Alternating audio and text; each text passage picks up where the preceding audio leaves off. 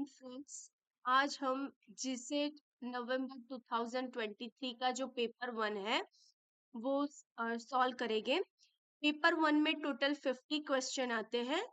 तो हम स्टार्ट करते हैं पेपर 1। सबसे जो पहला क्वेश्चन है, क्वेश्चन नंबर 1 मैच दिए हैं प्रॉक्सिमिक्स। प्रॉक्सिमिक्स मीन्स क्या होता है? Use of space. दूसरा है काइनेसिस। काइनेसिस यानी यूज ऑफ बॉडी लैंग्वेज। અને उसके बाद है हैप्टिक्स। हैप्टिक्स यानी यूज ऑफ टच। तो जो प्रॉक्सिमिक्स दिया है उसका आंसर है ऑप्शन नंबर सी। काइनेसिस दिया है उसका आंसर है ऑप्शन नंबर बी। और हैप्टिक्स दिया है उसका आंसर है ऑप्शन नंबर ए। स्टूडेंट आप इसे याद कर लेना। प्रॉक्सिमिक्स यानी यूज ऑफ स्पेस, काइनेसिस यानी use of body language, haptics यानी use of touch. So here our answer option number A. Next question देखते हैं हम। यूज ऑफ स्पेस हमने ऊपर ही देख लिया कि यूज ऑफ स्पेस क्या होता है कि प्रॉक्सिमिक्स। यानी आपको क्वेश्चन नंबर 1 आता होता तो डेफिनेटली आपको क्वेश्चन नंबर 2 है उसे आप सॉल्व कर पाते। यानी ऑप्शन नंबर ए जो है उसका सही आंसर है। उसके बाद है question number 3। The connectivity meaning of the word is. શબ્દનો અર્થાત્મક અર્થ શું છે? કનેક્ટિવિટી यानी subjective meaning, positive meaning, denotative meaning, meaning. શબ્દનો અર્થાત્મક અર્થ શું છે? વ્યક્તિગત અર્થ, વિરુદ્ધાર્થી અર્થ, સૂચિત અર્થ કે ખરા અર્થ। तो स्टूडेंट आप व्यक्तिगत अर्थ છે यानी सब्जेक्टिव मीनिंग, वो हमारा सही आंसर है। Question number 4। Process of communication the receiver. अब कम्युनिकेशन प्रोसेस में रिसीवर को क्या कहेंगे? रिसीव जो कर रहे उसे डिकोड्स द मैसेज कहेंगे और जो सेंडर है वो मैसेज को एनकोड करेगा। यानी रिसीवर जो है वो डिकोड करता है तो ऑप्शन नंबर बी जो है वो हमारा सही आंसर है।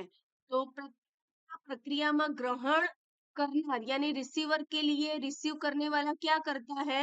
जो मैसेज है वो रिसीव करता है। यानी ऑप्शन नंबर बी जो है संदेशानुरूपण वो सही आंसर है। Next question. डेमोफोबिया। डेमोफोबिया आप किसे कहेंगे? डेमोफोबिया यानी जब आपको कोई क्राउड में डर लग रहा है, जहां बहुत बड़ा क्राउड है और आप इकट्ठा नहीं हो पा रहे हो, उसे क्या कहेंगे? डेमोफोबिया। यानी ऑप्शन नंबर जो बी है वो हमारा सही आंसर है। उसके बाद question number 6। Question number 6। which of the following institute responsible for qualitative techniques and qualitative technical and management higher education of India। अब ऑप्शन नंबर यहाँ पर देखो, हायर एजुकेशन के लिए टेक्निकल जो मैनेजमेंट कर रहा है वो AICTE। तो ऑप्शन नंबर जो है बी वो हमारा सही आंसर है। उसके बाद question number 7। Neck assessment cycle is for. अब नेक की जो असेसमेंट साइकिल है वो कितने टाइम की है? एक्रेडिटेशन कमिटी बोलते हैं कि जो कॉलेजों के लिए उनका मूल्यांकन करती है कि कॉलेज जो है यूजीसी के पैरामीटर के हिसाब से चल रही है, तो ये उसे नेक बोलते हैं। तो नेक की जो असेसमेंट साइकिल है वो 5 साल की असेसमेंट साइकिल है। उसमें भी स्टूडेंट अब कुछ रिफॉर्म हुआ है तो वो रिफॉर्म के हिसाब से वो ईयर भी चेंज हुए हैं। तो अभी जो है आंसर के हिसाब से NAAC assessment cycle is the 5 year. उसके बाद है नेक्स्ट क्वेश्चन, क्वेश्चन नंबर 8।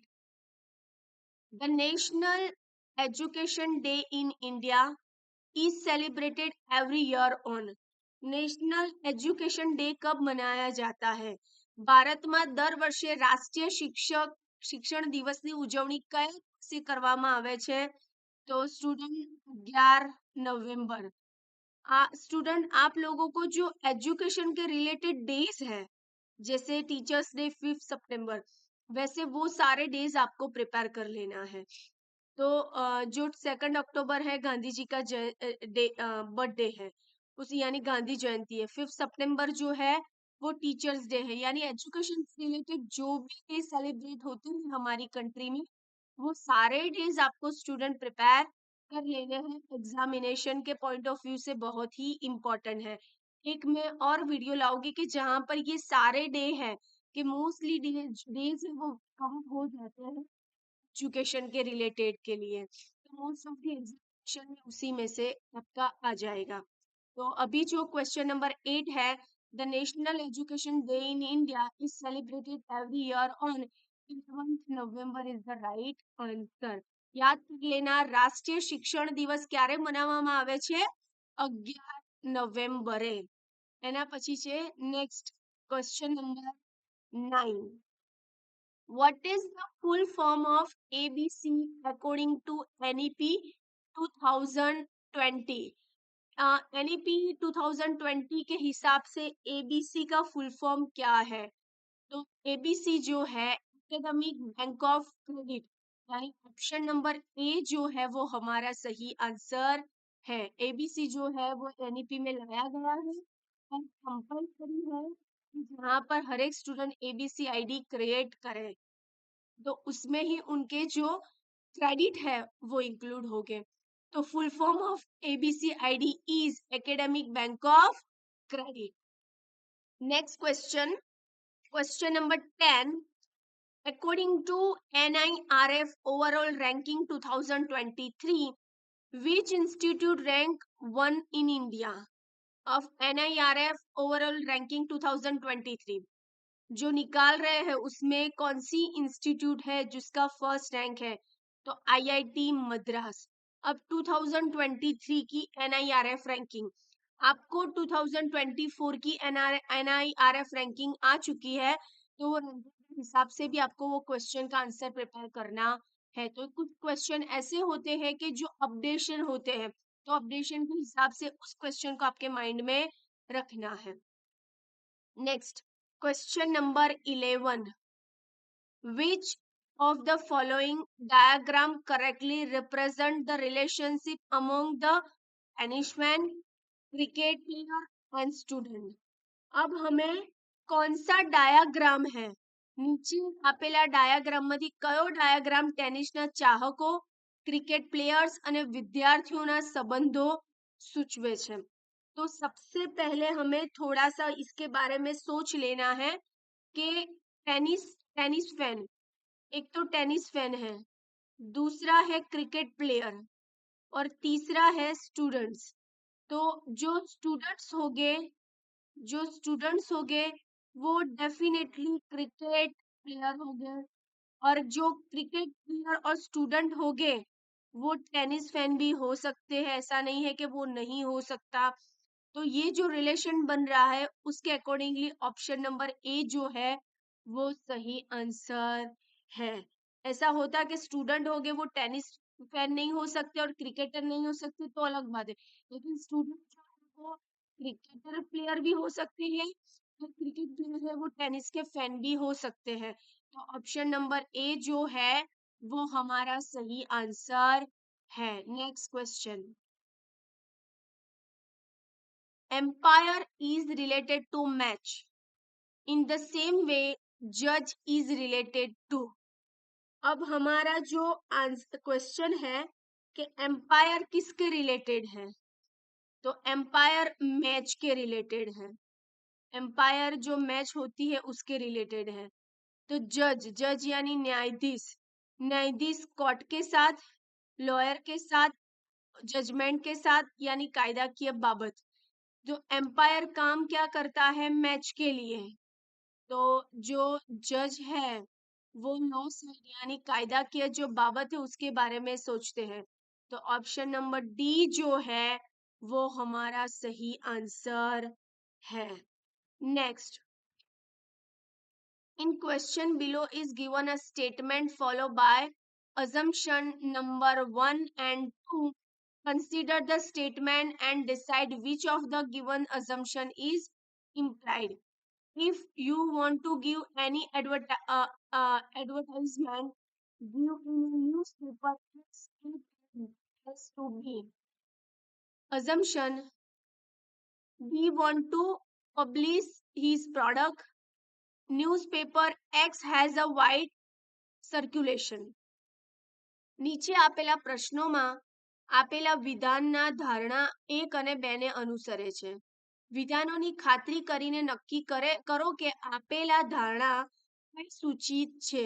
વિધાન: જો તમે કોઈ જાહેરાત આપવા માંગતા હોય, એક અખબારમાં જાહેરાત એક અખબારમાં આપજો. એ બીને કહે છે. હવે એની ધારણા શું છે? એ પોતાની પ્રોડક્ટની પ્રસિદ્ધિ કરવા માંગતો હતો.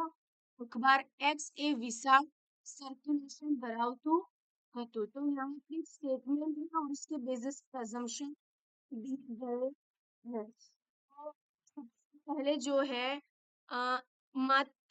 only assumption is implicit.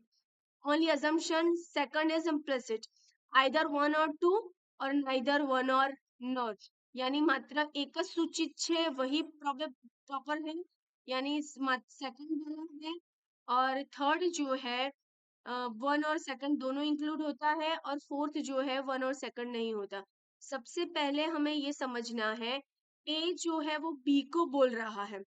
क्या बोल रहा है कि आपको कुछ भी एडवर्टाइजमेंट देनी हो तो आप जो है ये एक्स नाम का अखबार है उसमें आप एडवर्टाइज दीजिए. ना है क्योंकि एक्स नाम का जो अखबार है उसका सर्कुलेशन बहुत बड़ा वाइड है, लोग उसके साथ बहुत ही कनेक्टेड है. तो ये जो यहाँ पर है नंबर सही है. एक तो we want to public her product.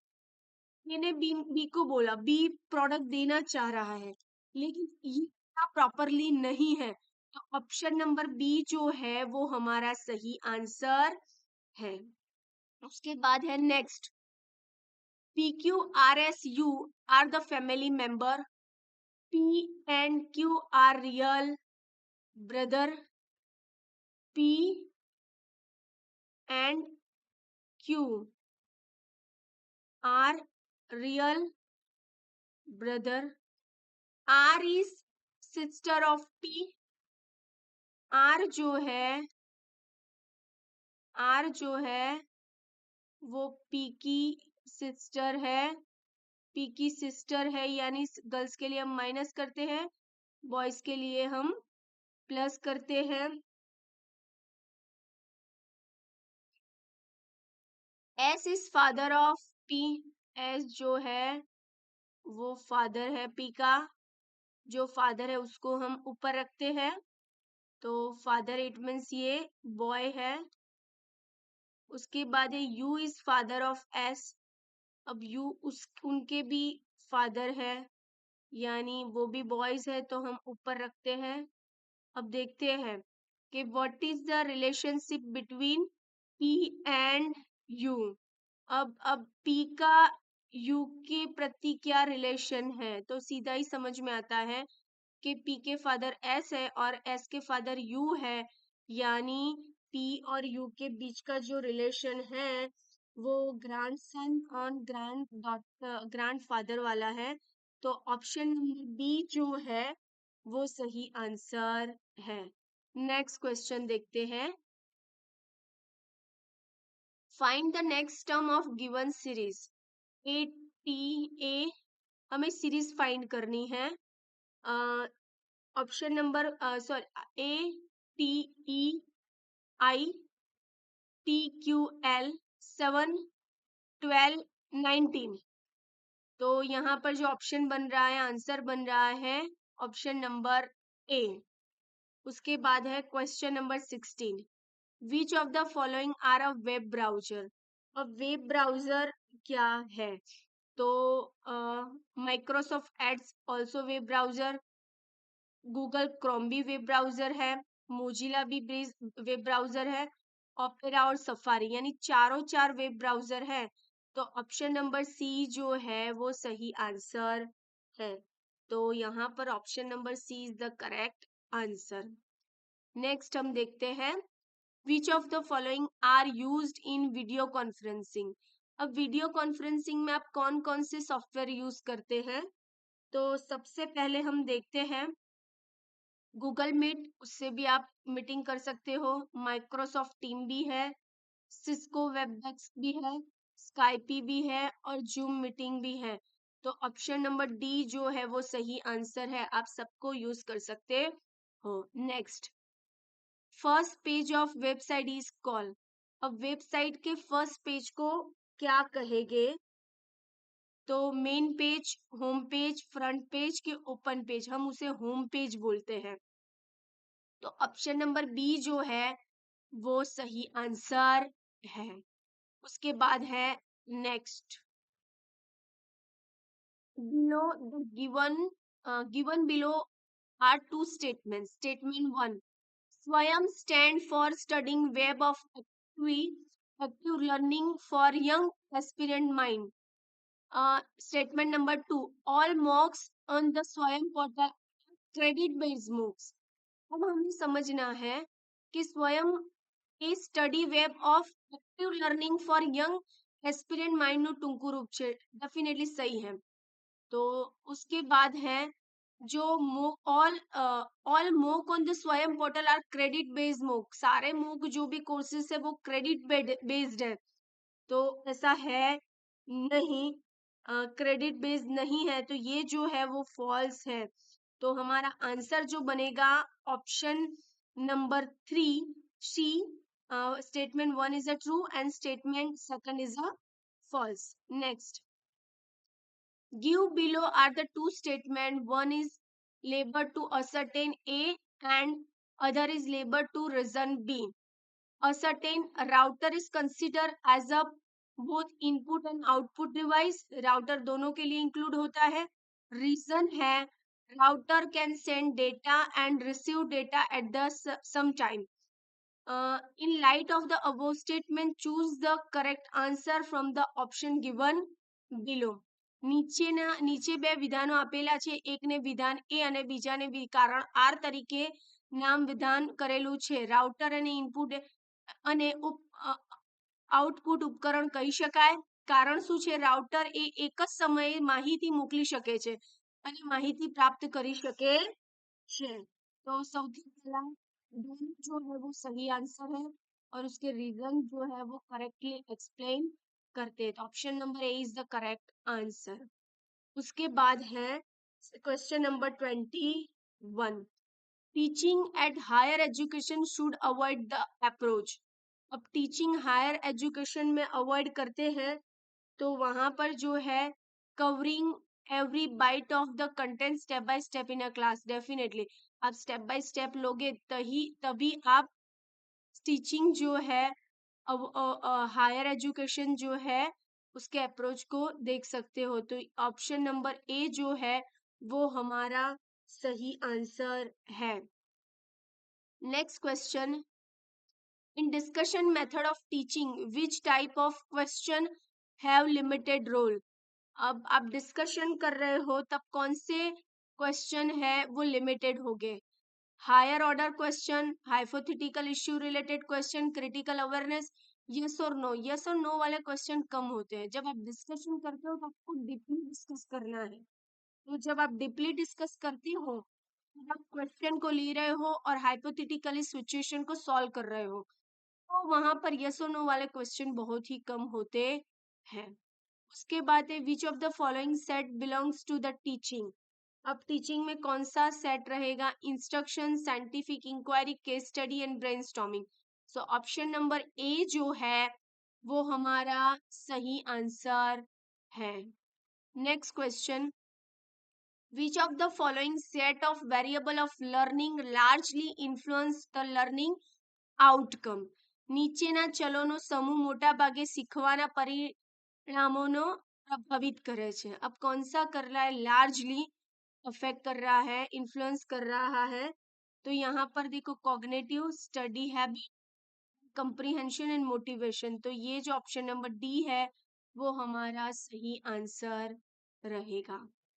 Characteristic of teaching as a profession does not ensure. अब कैरेक्टरिस्टिक प्रोफेशन कौन सा है जो सही है वो सुनिश्चित नहीं कर रहा है। तो सबसे पहले having code of conduct definitely teacher should require, it is definitely required in teaching. Freedom to work independently, it is also require good earning and family life, और फ्रीडम ऑफ रिसर्च स्टूडेंट, ये सारे teaching के related है, ये सारा family के related है। तो आप अपनी फैमिली के प्रति जो रिस्पॉन्सिबिलिटी ले रहे हो उसके लिए गुड अर्निंग और फैमिली लाइफ चाहिए, लेकिन आप टीचिंग के प्रति जो रिस्पॉन्सिबिलिटी ले रहे हो तो इसमें ये सारे आएंगे। तो ऑप्शन नंबर सी जो है वो हमारा सही आंसर है। उसके बाद next question, which of the following are sustainable development goal. अब 17 सस्टेनेबल डेवलपमेंट गोल है और 17 सस्टेनेबल डेवलपमेंट गोल को प्रिपेयर करना है स्टूडेंट। सबसे पहला cleaning water and sanitization, it is also sustainable development goal. Deforestation ये गोल नहीं है, तो जो बी नहीं है जिसमें 2 है वो कैंसिल कर दो, तो ये तो नहीं आएगा। उसके बाद है climate action, climate action definitely है। क्वालिटी एजुकेशन भी है, अफोर्डेबल क्लीन एनर्जी है। तो 1 3 4 5 is option number A is the were correct answer. Next question, match the following and choose the correct option given below. आप matches करो। तो सबसे पहले जो है 2022 में जो G20 की प्रेसिडेंसी मिली थी वो इंडोनेशिया थी। उसके बाद जो है 2023 में इंडिया, यानी इस ऑप्शन को सोचते ऑप्शन नंबर बी जो है वो सही आंसर है। 2024 ब्राजील, 25 साउथ अफ्रीका। स्टूडेंट इसे याद कर लेना। एक्चुअली 2024 ब्राजील और 2025 साउथ अफ्रीका।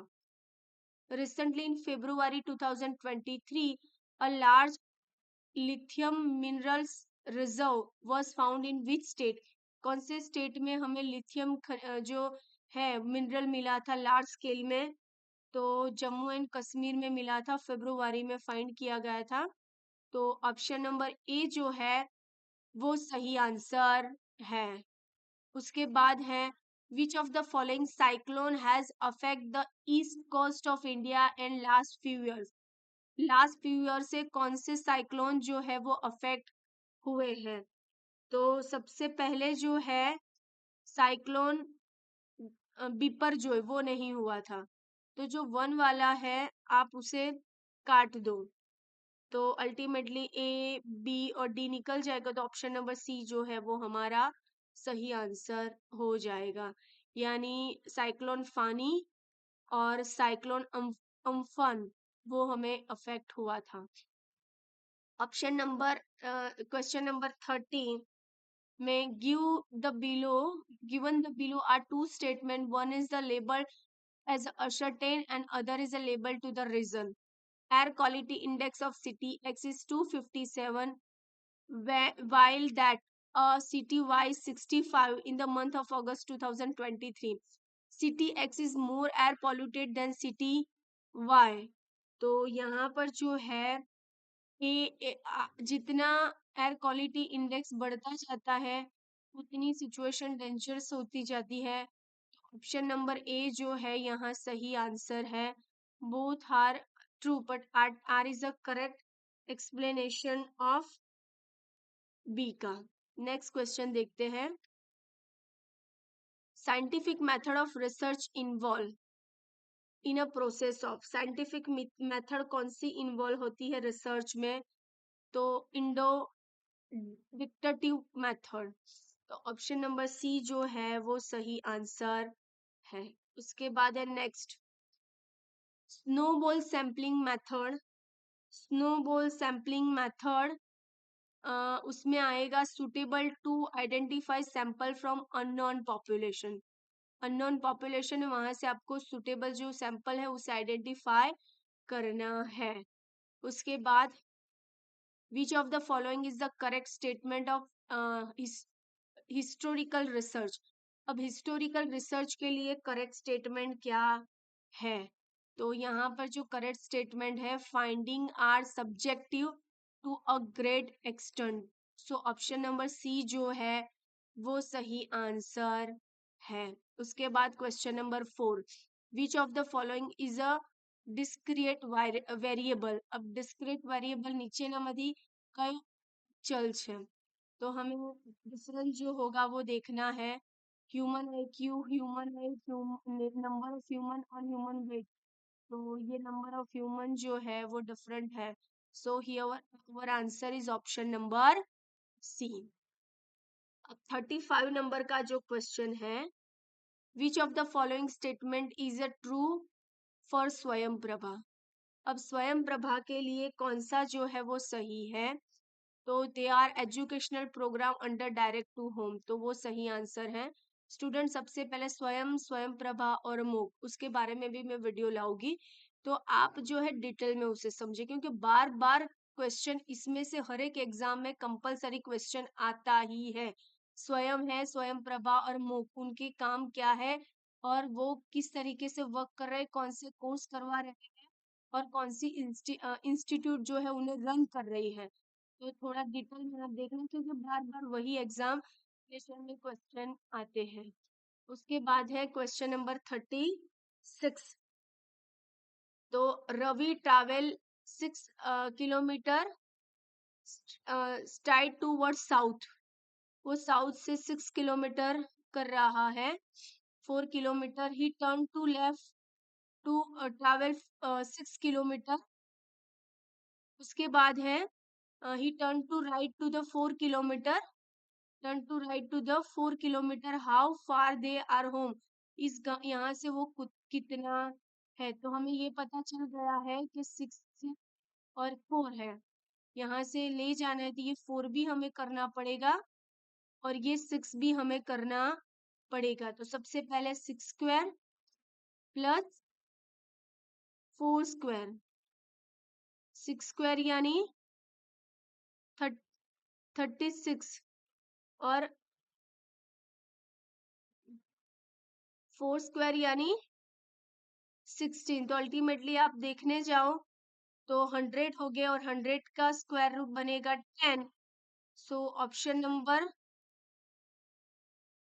यहाँ पर जो बने रहा है वो ऑप्शन नंबर जो है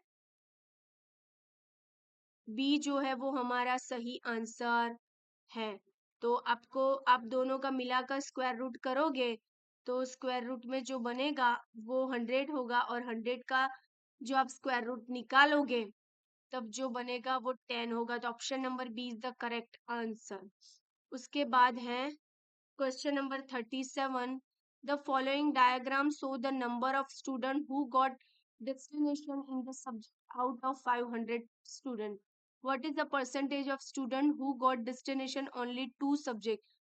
अब कौन से 2 सब्जेक्ट में से स्टूडेंट जो है हमें फिर से पढ़ लेते हैं। નીચે આપેલી આકૃતિ 500 વિદ્યાર્થીઓમાંથી વિષયોમાં વિશેષ યોગ્યતા પ્રાપ્ત કરનાર વિદ્યાર્થીઓની સંખ્યા દર્શાવે છે। मात्र 2 વિષયમાં વિશેષ યોગ્યતા પ્રાપ્ત કરનાર વિદ્યાર્થીઓની ટકાવારી કેટલી। हमें ओनली और ओनली सिर्फ 2 ही सब्जेक्ट के फाइंड करने हैं। तो सबसे पहले आपको इंडिविजुअल सबके काउंट कर लेना है और फिर उसके बाद आपको 2 के साथ कंपेयर करने हैं। तो यहाँ पर जो हमारा आंसर बनेगा जो है वो option number B is our correct answer. उसके बाद है next question. A A car traveled 25 kilometer at a speed of 25 kilometer, next 25 kilometer speed of 50 kilometer, and next 25 kilometer speed is 75. What is the average speed? अब average speed क्या रहेगी car traveller के लिए वो हमें find करनी है। Students, a car travel 25 kilometre speed to 25, तो हमें 25 डिवाइड बाय 25 करने हैं, तो हमें मिल जाएगा ए के लिए जो मिलेगा वो होगा 1। और जब सेकंड है 25 टू 50, यानी 25 डिवाइड बाय 50 करोगे तो 0 पॉइंट हमें मिलेगा 5। उसके बाद है 25 किलोमीटर स्पीड टू 75, यानी 25 डिवाइड बाय 75, यानी हमें जो मिलेगा वो 1/3 जो बोल सकते हैं उसे हम। तो हमारा टोटल जो बनेगा 1.1.833। अब हमारी टोटल जो स्पीड है वो हम देखते हैं। तो फर्स्ट के लिए 25, सेकंड के लिए 25 और थर्ड के लिए है वो 25, यानी टोटल बनेगी हमारी 75। तो आप 75 को 1.833 से डिवाइड करो, यानी 40.9 आएगा। तो आंसर जो डी है वो हमारा सही आंसर है। Next,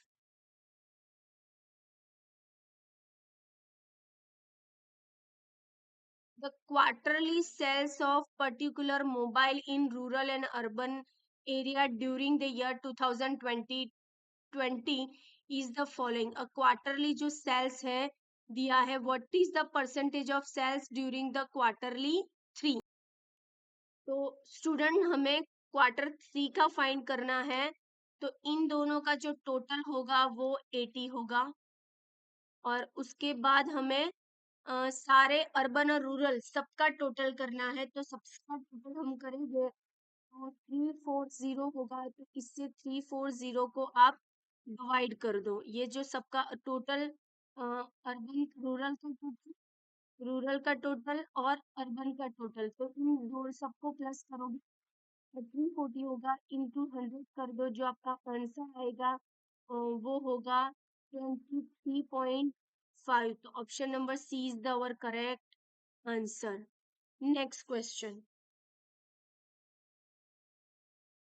give the following data. Give the following data: 22, 26, 18, 15, 30, 20, 16, 22। ये एक डेटा दिए, percentage of observation below the average. अब एवरेज से नीचे वाले हमें फाइंड करना है। सबसे पहले हमें करना क्या है, इन सबकी एवरेज निकाल देनी है, और एवरेज निकालने के बाद वो कौन से ऑब्जर्वेशन नीचे है वो फाइंड करना है। तो हमें 4 या 5 ऑब्जर्वेशन मिल सकते हैं, और उसको इतने टोटल से कंपेयर करना है। लेकिन ये जीसेट के एग्जाम में ये आंसर जो है वो कैंसिल हुआ था, क्योंकि ये आंसर जो है वो परफेक्टली मैच नहीं हो रहा था, पॉइंट डिफरेंस आ रहे थे, तो ये क्वेश्चन जो है वो कैंसिल हुआ था। नेक्स्ट है 41 टू 51, पैराग्राफ रीड करना है, और पैराग्राफ के अकॉर्डिंगली आपको आंसर देने हैं। सबसे पहले क्या करना है, आपको अच्छे से पैराग्राफ पढ़ लेना है।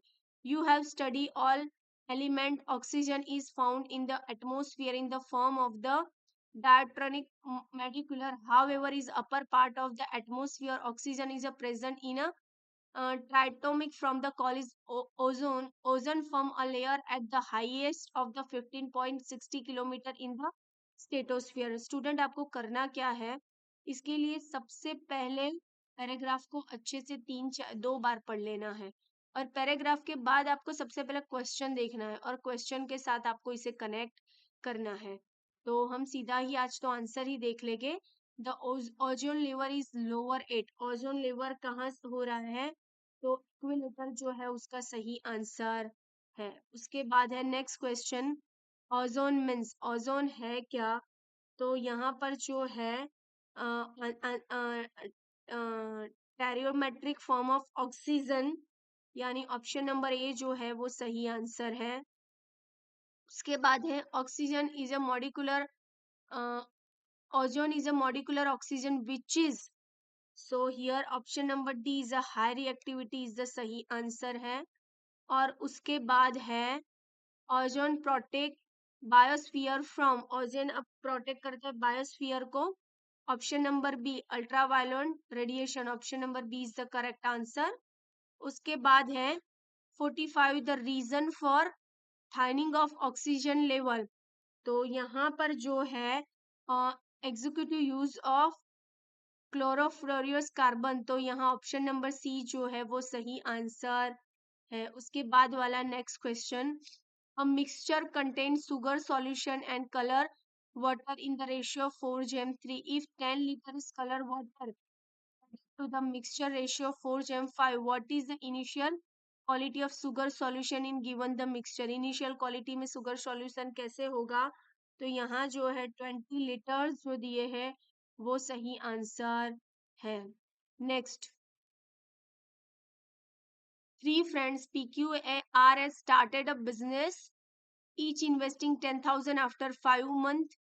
P withdraw 2,000, Q withdraw 2,000, R receive 3,000 more. After the end of the year, a total profit 34,600 was recorded. What is the share of PQR? PQR का शेयर क्या रहेगा? तो यहाँ जो आंसर है option number B is the correct answer. उसके बाद है next question, 5 sphere JKLM to upload on the 5 consecutive days beginning from the Monday to Friday. Each ship takes extremely 1 day to unload. K must be unloaded on deciding the day on which M and N are unloaded. L cannot be unloaded on Tuesday. M is the second ship to be unloaded after J in unloaded. M is unloaded on Friday. Which day is the following is the true? So here answer is JE unloaded Wednesday. So it is the sahi right answer. Next question है, if plus means multiplication, plus means multiplication, minus means plus, multiplication means multiplication means division and division means minus, तो आप इसका solution लाओगे तो यहाँ जो हमारा answer है option number C is the correct answer. उसके बाद है next question, the 3 position of the same dice are given below, which number will come in place x? अब place x के लिए कौन सा नंबर आएगा? आपको डाइस जो है वो थ्रो करनी है पोजीशन वाइज, तो यहाँ पर जो आंसर बन रहा है option number A is the correct answer. तो स्टूडेंट्स, आज का हमारा ये पेपर जो है वो सॉल्व हो गया है। कल हम फिर से पेपर कॉमर्स के और पेपर 1 के दोनों सीरीज कंटिन्यू कर रहे हैं, तो दोनों हम करेंगे। Thank you.